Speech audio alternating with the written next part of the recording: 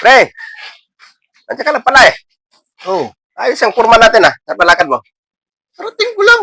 Galing Ah. ko kanina sa labas eh. Kala ko, ano papalamig ka dito. Oh, pahinga-hinga ako eh. Tumayan dito, no? Pa eh. Ay, pinandar yung ano doon? Yung fountain. Mamayang gabi pa yan. Ah. Masa Pre, pa eh. kaya kita hinahanap kasi hiram sana ako sa'yo. Mayroon ka bang 2,000 dyan? Wala pre, 1,000 lang yung pira ko. Pwede na yan, pre. Pwede na yan. 1,000 lang to eh. Kailangan ko talaga. Padala ko sa amin.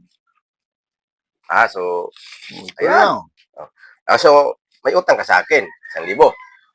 Bakit ko nagkautang sa'yo? Akin naman pira yan. Magkano bang hiram ko sa'yo? 2,000. O magkano binigay mo? 1,000. O magkano kulang mo? 1,000. O di may kulang ka ng 1,000 sa akin. Ano yan? O, di ba?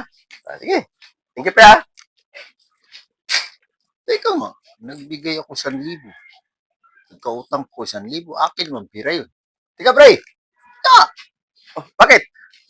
Oh, bakit? Okay na. Di ba akin yung 1,000 na yan? Sa'yo nga. Bakit? Ano problema? Ba't ako nagkautang pa 1,000 sa'yo? Magkano ang hiniram ko sa'yo? 2,000. Magkano binigay mo? 1,000. Magkano kulang? 1,000. Kaya nga. Yun na nga eh. Ganito na lang. Para maging ayos. Di ba may binigay ka sa akin 1,000? Para ayusin natin. Ibalik ko sa'yo yung 1,000. Okay. Paano naman yung utang mong kulang na 1,000 mo sa akin? Ano? Di bayaran mo ako. Sige. So, pizza tayo.